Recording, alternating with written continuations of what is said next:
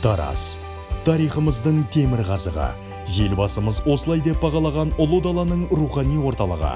Жібек жолы бойындағы жасампаз қала. Жамбыл облысы арқылы Сайрам, Тараз, Ақшолақ, Ақыртөбе, Құлан, Меркі, Шу, Аспара, Қордай бағытымен көптеген тарихи және мәдениет ескерткіштері орналасқан.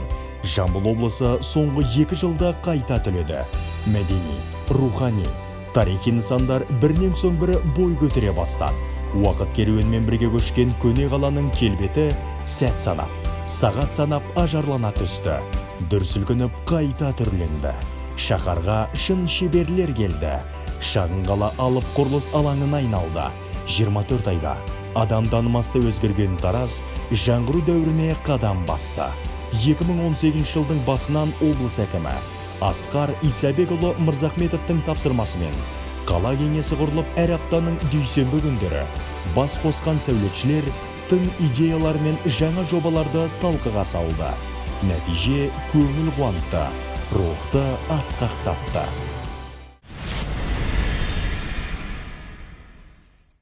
Жамбыл облысына 80 жыл. Бұл айтулы датаны жамбылдықтар жаңа форматта атап өтті. Аста төк той думанмен емес, өңірдің 80 жылдығына орай әлеуметтік, тарихи, мәдени, рухани 80 нысан ел игілігіне берілді. Оның ішінде шоқтығы биік, тағлымы бөлек, тектұрмас этно-тарихи кешені, мерейтой Орта Азияда теңдесі жоқ киелі кешеннің ашылуымен ерекшеленді. Тектұрмас этно-тарихи кешені Талас өзенінің жоғарғы жағалауындағы Тектұрмас тауының биік таулы беткейінің 24 гектар аумағын алып жатыр. Тараз қаласының барлық кезеңдерін қамтитын бірнеше архитектуралық құрылымдардан тұрады және сан ғасыр болған тарихи оқиғалардың толық хронологиясын көруге мүмкіндік береді. Тарихи кешенді тамашалау Талас өзені арқылы өтетін көпірден басталады. Көпірге кіреберіс жерде екі үлкен стела тұрғызылған. Дөңгелек күн тәрізді тастың бірінші бетінде ұлы батыс түркі қағандарының таңбасы бейнеленсе, екінші бетінде түркі халықтарының наным сенімдегі тәңір құсы самұрық құстың бейнесі көрсетілген. Көпір аяқталатын жерінің екінші жағында түркі халықтарының негізгі айбарлы белгісіне айналған биіктігі 4 метрлік, салмағы 3 тонналық мәрмәр тастан құйылған, түргелбеті қазба жұмыстар кезінде табылған артефакт образы бойынша жасалған екі арыстанның мүсіндік бейнесі орнатылған. Тектұрмас этно-тарихи кешенінің кіреберістен ақ айбатын арттырып тұрған көне Тараз қақпасы. Шығыс стилінде салынған қақпаның биіктігі 20 метр, ені 32 метрді құрайды. Қақпаның екі жағында күзет тұратын биік мұнаралары бар. Ортасындағы қасбеттері әртүрлі ою өрнектермен безендірілген.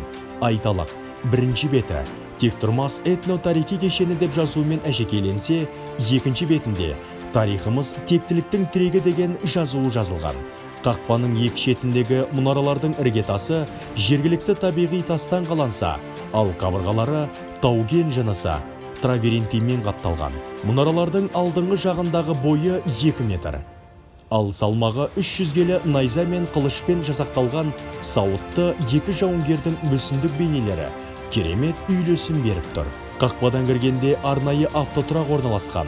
Осы жерде Тектұрмас этно-тарихи кешенінің паспорты жазылған. Қасиетті жерде шылым шегуге, ішімдік ішуге, ластауға, қоқыс тастауға тыйым салынатыны ескертілген. Кешенге кіреберістен басылатын баспалдақтар мен кешен ішіндегі жолдардың барлығы жергілікті табиғи қызыл тастан жасалған. Яғни құрылысқа қажетті материалдар киелі жердің өзінен алынып отыр. Баспалдақтың екі жағындағы ақ тастардан жасалған ескерткіштерге Тараз өңірінен шыққан Тараз тарихының тұлғалары, 14 қаған мен ойшыл ғұламалардың есімдері, билік еткен ғасырлары қашалып таңбаланған.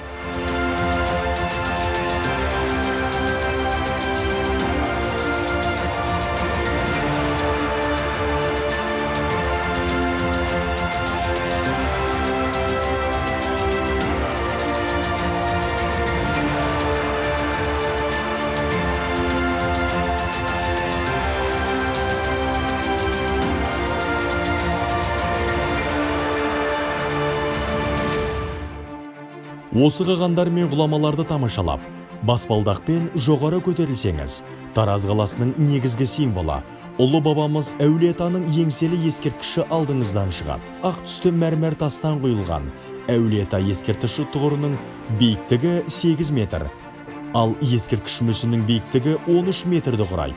Ескерткіш мүсініндегі бейнеленген билік құрған тұлғаның бөркі, шапаны, бет келбеті даналықтың символын білдіреді.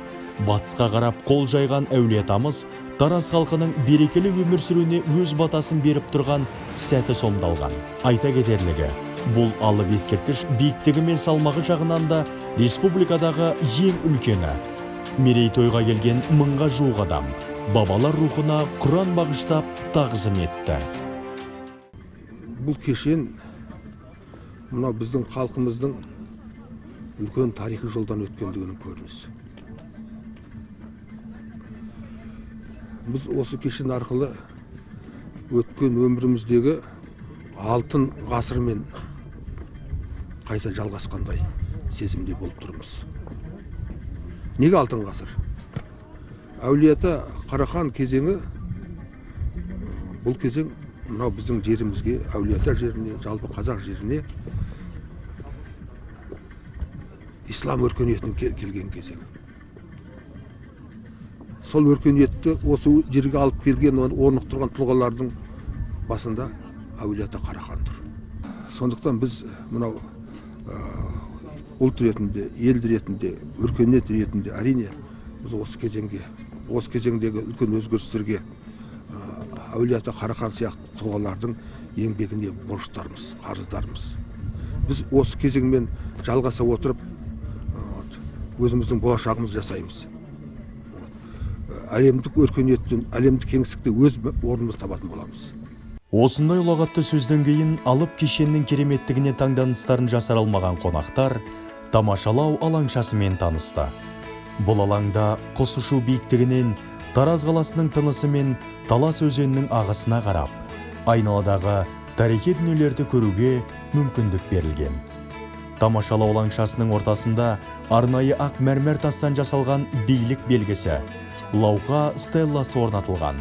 Лауқа тас тұғырының басында әлемді жаратушы Аллах тағаланың Құран кәрімдегі ұлы сөзі: Алладан басқа ешбір тәңір жоқ, ол тірі, толық меңгеруші деген араб тілінде Құран сүресі жазылған. Лауқаның орта белінде көне руна жазбасымен Тәңірім қазақ еліне, жеріне тыныштығы мен берекесін арттырып, баянда, бақытты болашағын бере көр сөздері жазылған. Ал астыңғы бөлігінде түркі халықтарының тастағы тарихы, Күлтегіннің көне руна түркі жазуындағы аманат сөзі. Түркі халқы үшін түн ұйықтамадым, күндіз отырмадым, кедей халықты бай қылдым, аз халықты көп қылдым. Көне руна түркі жазуының астында лауқаның іргетасына ежелгі дәуірден қазіргі күнге дейінгі Тараз өңірінде өткен тарихи оқиғалардың жылнамасы бірнеше тілде баяндалады.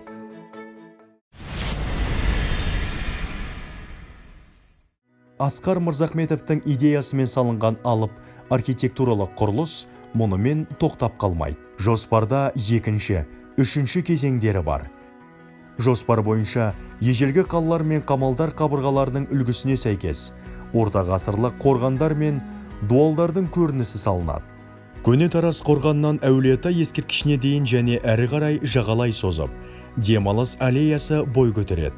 Оның екі жағында Тараз қаласы мен Жамбыл облысының әртүрлі аудандарында орналасқан 26 қасиетті тарихи орындарының кішірейтілген үлгідегі макеттері жайғасады.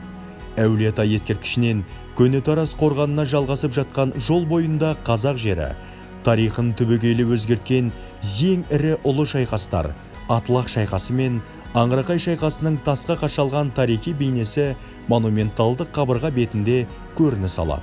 Тасы баққан Талас өзенінің үстінде аспалы көпір орналасады. Осыдан кейін төбенің сол жақ беткейінде аспалы жол станциясы бой көтереді. Бұл аспалы жол тектұрмас этно-тарихи кешенін Тараз қаласының орталығында орналасқан. Көне Тараз тарихи-мәдени орталығын байланыстыру үшін салынады.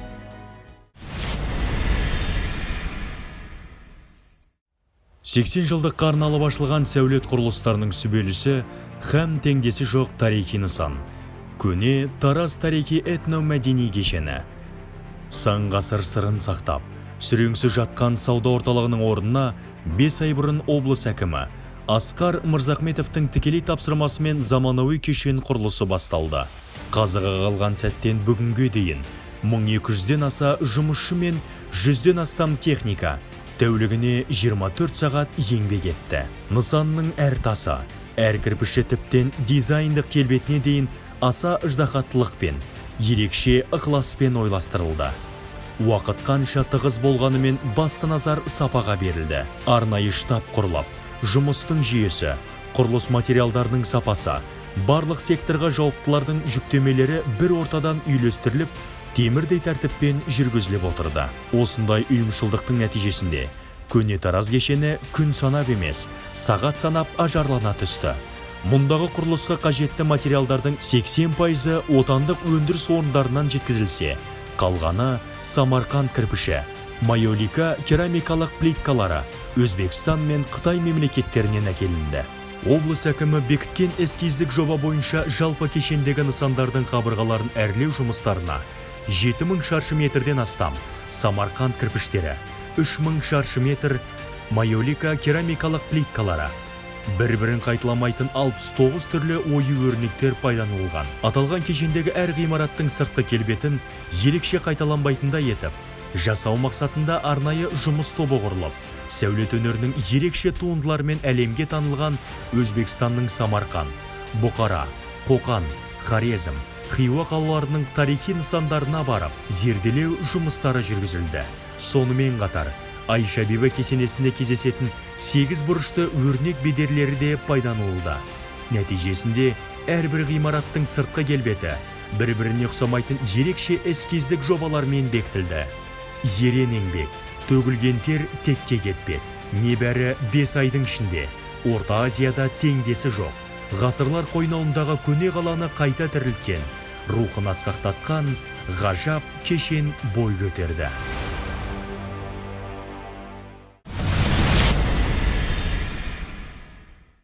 Қолөнер шеберлерінің галереясы облыстың 80 жылдық мерейтойына орай ашылған көне Тараз тарихи этномәдени кешенінде орналасқан. Құрылыстың жалпы алаңы 2277,12 шаршы метрді құрайды. Нысан 2 қабаттан тұрады. Ғимараттың бірінші қабатында қолөнер шеберлерінің бұйымдары, туристерге арналған кеңес беру залы, немесе анықтама орталығы, кол орталығы, туризм, авиа, теміржол билеттерін сату бойынша менеджерлер орналасуда. Ал екінші қабатта 7 шеберхана, жас қолөнершілерді оқыту сыныбы, Тараз туризм туристік ақпараттық орталығы орын тепкен. Өңірде бірең-сараң шеберлер болмаса, ата дәстүрді аманаттағандар аз қалды. Осы олқылықтың орын толтыру үшін бұл галерея тарихы тереңде жатқан өнер түрін заманауи тұрғыда дамыту және сол қолөнер бұйымдарын көпшілік назарына ұсына отырып, облысымыздың туризм саласын өркендетуге де айтарлықтай өз үлесін қосады деп көзделуде. Сырттан келген туристерге Тараздан тарту ретінде тәбірік сувенирлер мен орталықтардан даярланып саудаға шығарылып отырылады. Облыстық қолөнер шеберлердің басын қосып, бір жерде өз бұйымын жасауға және сол жерде сатуға мүмкіндік береді. Яғни шеберлер мектебін қалыптастыру, атадан балаға келе жатқан, ұмытылып кеткен дәстүрлі еңбекті дамыту, сол арқылы ата кәсіпке баулу. Жамбыл облысының 80 жылдық мерейтойына орай ашылған көне Тараз тарихи этномәдени кешенінде ел игілігіне берілген нысандардың бірі руханият және тарихтану орталығы. Халық жазушысы Шерхан Мұртаза атын алған руханият және тарихтану орталығы тарихымыздың тереңнен танып білуге, өнеріміз бен мәдениетімізді, әдебиетіміз бен салт дәстүрімізді жаңғыртар, рухымыздың өзегі болар бірден бір мекеме. Шығыстың сәулет үлгісінде салынған ғимараттың кіреберісінде тау тұлғаның горельеф мүсіні орнатылды. Бірінші қабатында үлкен және кіші мәжіліс залдары бар. Мұнда зиялы қауым өкілдері мен бұқаралық ақпарат құралдары, қоғам белсенділері, облыс тұрғындары мен қонақтары рухани шараларды өткізіп, бас қосатын болады. Орталықтың екінші қабатында үлкен холда Шерхан Мұртазаның әдебиеті мен журналистикасына арналған қос қанат бейнесіндегі қол жазбалары мен суреттерінен тұратын композиция жасалған. Композицияның астында шераға отыратын 2 кресло мен журнал столы қойылды. Холдың екі жақ қабырғаларында көрме сөрелеріне жазушының көзі тірісінде облыстық кітапханаға сыйға берген заттары ел назарында ұсынылып отыр. Тарихтану бөлімі негізінен Жамбыл облысы өңіріндегі ежелгі дәуірден қазіргі күнге дейінгі өткен тарихымызды зерттеп, зерделеп, архив құжаттары және тарихи жазба дерек көздері арқылы нақты фактілер жинақтайды. Шерхантану бөлімі келешекте үлкен рухты көтерер мәдени мұраны, әдебиетті, тарихты, этнографияны, аңыз әңгімелерді, жыр-дастандарды және ақын жыраулардың еңбектерін жүйелі түрде зерделеп, жергілікті ақын, жазушы, композитор, суретшілер туралы анықтамалық мәліметтер дайындап, жұмыс барысында пайдалануға ұсынып отырады. Жыл бойы атқаратын іс-шараға әдістемелі құралдар, баспа өнімдерін дайындап, бейнероликтер әзірлеу де негізгі бағыттарының біріне айналмақ. Амфитеатр көне Тараз тарихи және этномәдени кешеніндегі руханият және тарихтану орталығы мен көркем сурет галереясы нысандарының ортасында орналасқан. Ашық аспан астындағы сахнада алдағы уақытта халықаралық байқаулар, басқа да өнер бәйгелері және мерекелік кештер өтетін болады. Сахнаның жалпы аумағы 550 шаршы метр, ал алаңның жалпы аумағы 8000 шаршы метрді құрайды. Аталған алаңда 10 мыңнан аса қонақтар мен қала тұрғындары іс-шараны тамашалай алады. Мұндай амфитеатр елімізде бұған дейін Нұр-Сұлтан, Алматы қалаларында болса, енді тарихи Тараздағы жаңа кешенде бой көтеріп отыр. 80 жылдық мерейтойға арналған шаралардың шымылдығы жаңа сахнада түрілді. Жамбылдан түлеп ұшқан өнер және мәдениет қайраткерлері тебіреністерін жасыра алмады. Ассаламағалейкум, қасиетті әулетаның ақ көңіл адал жұрты. Бүгін біз ерекше тарихи уақиғаға куә болып тұрмыз. Неше ықылым замандардан бері жетіғат жердің астында қалған сонау ата-бабалардың әруақты үні құлағымызға жеткендей болды. Неше ғат жердің астында қалған тарихымыздың жабылған беттері ашылғандай болды. Содан бері неше ықылым замандар басымыз өткен кезде санамызға саңлау түсіп, біраз нәрсені жоғалтқан кездеріміз, жоғалтуларымызды тапқандай болдық. Бұл ерекше қазақ халқының Тараз еліне ғана емес, Әулиеатаға ғана емес, бүкіл Қазақстан мемлекетін, еліміздің қазақ деген қаймана жұрттың жоғалғаны табылған күні, бұл Ақтүйенің қарны жарылған күні. Осы Тараздың қасиет топырағын алғашқы ханым, кіндік ханым тамған ұлдарыңыз ретінде өте үлкен қуанышқа себеп болып тұрмын. Жүрегім толқып тұр, жарылардай жағдайда тұрмын. Қуаныштан жарылған жүректің бағасы өте қымбат болар ғой деп ойлаймын. Мынау 2000 жылдық тарихы бар Тараздың аунап түсіп, өзінің астында жатқан қымбат жауһарларын, тарихтың беттерін, ата-бабамыздың бізге жеткен үнін естігендей ерекше көңілде тұрмыз. Бұл қайталанбайтын сәт, бұл ерекше құбылыс, бұл уақиға. Осыны бағалай білейік ағайын. Міне осы елді басқарып отырған өңір басшыларының жасаған мынау кереметтей, ақылға сыймайтындай үлкен жұмысын көріп, таңғалысқаннан басқа шаруамыз жоқ. Бұл енді сұмдық керемет нәрсе. Осы өңір басшыларының үлкен жүрегіне, кереметтей қазақ қаны тулап тұрған жүрегіне құлдық ұрығын басым дейік біледі. Жамбыл облысының 80 жылдығымен қоса, Жамбыл облысының бүкіл халқының мынандай керемет уақиғаға тап болғанымен шын жүрегімнен құттықтаймын. Алла ақырын берсін, жақсылық болсын. Осыны жасаған адамдарға, осындай идея басына келген адамдарға Алланың нәсібі, Алланың рахметі жаусын. Аман болайық. Амин, рахмет аға. Алыстан, жақыннан Жамбыл жаңарып жатыр екен, жасарып жатыр екен, не жаңалық бар екен деп келген жүректеріңіздің лүпіліне бүгін таң ертеңнен күні қазірге дейінгі көргендеріңіз қуаныш сыйлады деп ойлаймын. Қазақстан Республикасының тұңғыш президенті Нұрсұлтан Әбішұлы Назарбаевтың болашаққа бағдар рухани жаңғыру деген бағдарламалық мақаласында айтады: кез келген ұлттың ұлттық коды болады. Егер ол ұлттық код терең тарихтан нәр алмаса, ол ұлт адасады дейді. Ұлт адаспас үшін жастар шамшырақ ретінде нені алдына алу үшін бүгін Жамбыл облысының басшылығы, Жамбыл облысының әкімі Асқар Мырзахметұлы сізге шексіз ризамыз. Ұлан-ғайыр жұмыс істелінген. Сенің жерің тек қана 750-500 жыл емес, 20 ғасыр бұрын имандылық келген, руханият келген, әулиетаның жері деп бүгін әулиета ескерткіші ашылды. Барыңмен мақтана біл қазақ, барыңды бағалай біл қазақ. Қазақ мәңгі, өйткені оның тамыры терең, болашағы жарқын. Той құтты болсын ағайын.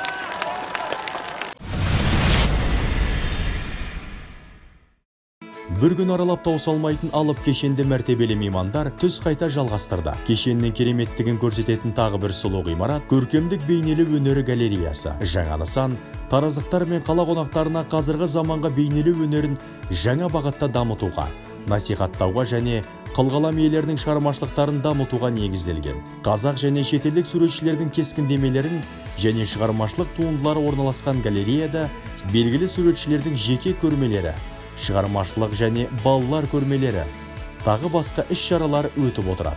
Ғимараттың жалпы аумағы 3000 шаршы метрден асады. Ғимарат 2 қабаттан тұрады. Бірінші қабатта 600 шаршы метрді құрайтын үлкен көрме залы, Брюмер залы, Гобелен сақтау қоры, зертхана, гардероб орналасқан. Айта кетейік, нысанның ашылу салтанатына орай бірінші қабаттағы көрме залында Қазақстан Республикасы Суретшілер одағының кескіндемеші суретшілердің туындыларынан жасақталған Қазақстанның бейнелі өнері атты көрме көпшілік назарына ұсынылды. Жалпы аумағы 4000 шаршы метрді құрайтын 2 қабатты облыстық тарихи өлкетану музейі, көне Тараз тарихи этномәдени кешенде бой көтерген басты нысандардың бірі. Мұнда бұған дейін Тараз қаласының орталық алаңындағы ыңғайсыз ғимаратта орналасқан музей толығымен көшірілді. Музей экспозициясы 4 залдан тұрады. Тарихқа дейінгі кезең залы, Тараз қаласының тарихы, қазақ халқының этнографиясы, әулиеата кезеңі. Экспозицияларда Жамбыл облысының ежелгі заманнан бүгінгі күнге дейінгі тарихы көрсетілген. Жамбыл облысының табиғаты, алғашқы адамдардың тұрақтары, қола дәуірінің жәдігерлері, сақтардың мұрасы, алтын адам, көне түркілердің тас ескерткіштерінен музейдің бірінші залынан көруге болады. Сондай-ақ, музейдегі үлкен жаңалықтың бірі заманауи инновациялық технология, лазер арқылы жасалған суреттерді көрсететін голограмма. Голограмма облысымыздың тарихы, архитектуралық ескерткіштері виртуалды түрде көрсетіледі. Келушілер іс жүзінде 3D форматтағы голографиялық шоуды жан-жағынан тамашалай алады. Қазақ хандығының құрылу тарихы, қазақ этнографиясының бұйымдары, тұрмыс тіршілігі, Ресей империясының, Қоқан хандығының кезеңдерінің жәдігерлері үшінші залда көрсетілген. 4-ші зал кеңес дәуірінің кезеңі. Тәуелсіздік жылдары туралы фотосуреттер сыр шертеді. Музей фойесінде құрметті азамат атағының беру ережесі мен дерек қоры қойылған. Өлкеміздің бай табиғи мұрасымен қатар түрлі қазба байлықтары, тарихи бұйымдар орын алған. Музейге келушілер Жамбыл облысының тарихы мен археологиялық қазбалар кезеңінде табылған 65 мыңнан астам бірегей жәдігерлермен танысып, өлке тарихы және даңқты тұлғалар жайлы мол мағлұмат ала алады. Жаңа ашылған музейге алғашқылардың бірі болып, өңіріміздің жұмыс сапарымен келген үкімет басшысы Асқар Мамин қолтаңбасын қалдырды. Кешендегі барлық ғимараттарды аралап көрген премьер-министр небары 5 айда бой түзеген сәулетті нысандарға ризашылығын білдіріп, таңданысын жасыра алмады.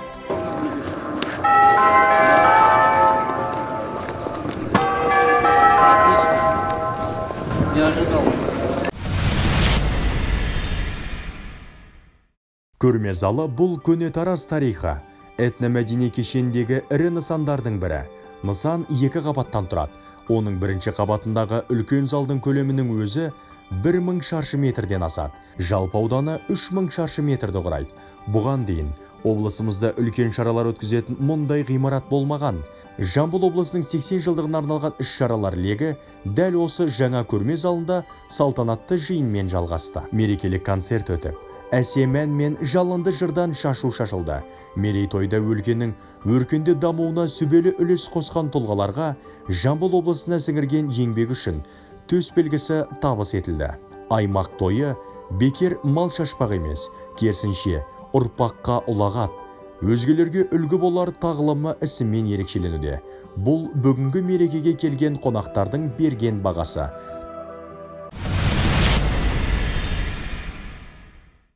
Сағат стелласы көне Тараз тарихи мәдени кешенінде орналасқан биік нысан. Ол шаһардың кез келген бөлігінен көзге көрінетіндей етіп салынған. Стелланың биіктігі 40 метр, сағаттың диаметрі 4 метр. Стелла гранит, травертин, тастары мен майолика керамикалық плиткаларынан жасалған. Мұндай алып сағат стелласы елімізде алғаш рет Таразда бой көтеріп отыр. Айта кету керек, алып сағат тілі Нұр-Сұлтан қаласының уақыт өлшемімен бірдей жүріп отырады. Әрбір сағат сайын дыбыс беру тетігі іске қосылып, қала тұрғындарының назарын уақытқа аударып отыратын болады.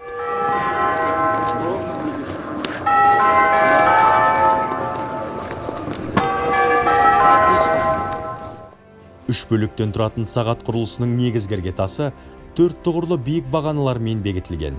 Нысанның түгел болмысы орта ғасырлық шығыс үлгісінде әрленгені келушілерге әдемі әсер сыйлайтыны сөзсіз. Ал алып сағатты айнала қоршап жатқан жаяу жүргіншілер алаңшасы. Төле би даңғылының бойымен Сыпатай Батыр көшесінен Қарахан кесенесіне дейінгі аумақты қамтиды. Оның ішінде ұзындығы 2400 шаршы метрді құрайтын абаттандыру нысанның екінші кезеңі Аққозиев көшесінен көне Тараз тарихи этномәдени кешені аралығында орналасқан. Бекітілген аумақ тегістеліп, 44 000 шаршы метрге жуық жаяу жүргінші жолдары төселді. Арнайы әзірленген 67 дана орындық, 57 дана қоқыс жәшіктері және 2 дана ротонда, 57 жарықтандыру бағаналары орнатылды. 2500 шаршы метр газон төсеніші төселіп, 7 су бұрқағы қойылды. Бұрынғы Шахристан базарының қоршауында монтаждау жұмыстары жүргізілді. Сондай-ақ көне Тараз тарихи этномәдени кешенінің біркелкі сәндік ансамблінде лайықты етіп, шығыс стилінде Төле би даңғылы бойында 7 көпқабатты тұрғын үйлердің, коммерциялық нысандардың сырты әрленді. Сонымен қатар, көне Тараз қазба жұмыстарынан табылған жәдігерлердің ұлғайтылған нұсқалар әзірленіп, кешенде 27 шағын архитектуралық формалары қойылды. Жамбыл облысының 80 жылдығына ашылған рухани нысандар мұнымен тоқталған жоқ. Күні бойы салтанатты шаралар өтті. Солардың бірі Асқар Тоқпановтың ескерткіші. Облыстық қазақ драма театрының негізін қалап, ондағы шығармашылық ұжымының кәсіби біліктілігін жетілдіруге өз қолтаңбасын қалдырған режиссердің мүсіні өнер ордасының алдына қойылды. Ашылған күннен бері атаусыз жұмыс істеген Жамбыл облыстық қазақ драма театрына Асқар Тоқпановтың есімі берілді. 80 жылдыққа тартылған мұндай сыйлық барлық өнерпаз қауымды қуанышқа бөледі. Асқар Тоқпанов есімі бұған дейін елімізде ешқандай театр мен өнер ұжымына берілмеген. Ал 1936 жылы құрылған облыстық қазақ драма театры осы жылдар бойы бірде-бір тұлғаның атымен аталмаған. Осы тұрғыдан алғанда бұл бастама көпшіліктен зор қолдау тапты. Жамбыл облысының 80 жылдығына тамаша тарту болған тағы бір ескерткіш Алатау ақиығы атанған Кенен Әзірбаевқа орнатылды. Қазақтың әйгілі халық ақыны, әнші, композитор, еліміздің еңбек сіңірген өнер қайраткерінің ескерткіші Баласағұн орталық концерт залы ғимаратының алдынан орын алды. Қазақ халқының айтыс өнерінің насихатшысы, 150-дей ән толғап, әндері халық сүйіп айтатын мәңгілік рухани қазынаға айналған Кенен Әзірбаевтың туғанына биыл 135 жыл. Биіктігі 3 метрден тұратын ескерткіш демеушілердің қолдауымен тұрғызылып, Жамбыл облысының 80 жылдығына тарту ретінде ұсынылды. Жыр алыбы Жамбылдың жанындағы жарты ғасыр уақыт жүріп, қазақ ауыз әдебиетінің мол мұрасымен қаныққан Кенен ата ұлт мәдениеті тарихында алтын әріппен жазылған есім саналады. Былтыр ғана жыр дүлдүлінің есімі облыстық филармонияға берілген болатын. Сондықтан да оның ескерткіші дәл осы облыстық филармония қоныстанған Баласағұн орталық концерт залының алдына қойылуы заңдылық. Жамбыл облысының 80 жылдығына орай ашылған тағы бір тамаша нысан әуендер әлемі. Ықылас дүкені атындағы қалалық мәдениет үйінің маңында орналасқан алаңның аумағы 700 шаршы метрден асады. Бұған дейін қараусыз жатқан алаң маңындағы аллея қайта жаңғыртылып, қалпына келтірілуде. Еліміздің атын әлемге танытып жүрген музыка өнер қайраткерінің шығармашылығын насихаттап, өнегелі өмір жолын бүгінгі ұрпаққа үлгі ету мақсатында ашылған алаңның ортасында өнер иелерінің құрметіне арналған стелла қойылған. Биіктігі 6,5 метр. Стелланың айналасына 30 тұғыр тас орнатылған.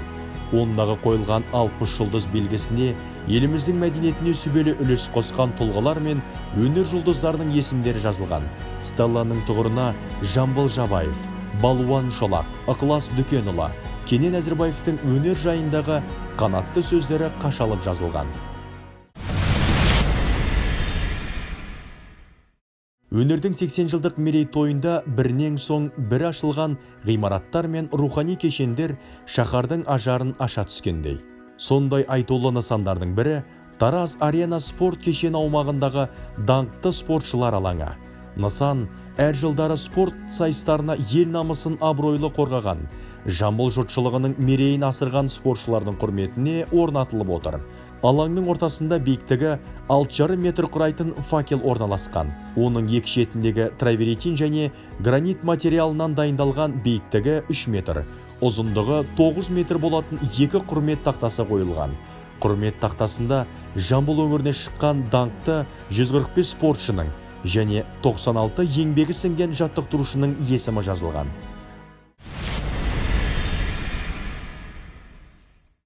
Осылайша, Тараздағы тағылымы мол, тарихи той талайдың есінде ұзақ жыл қалатындай өткізілді.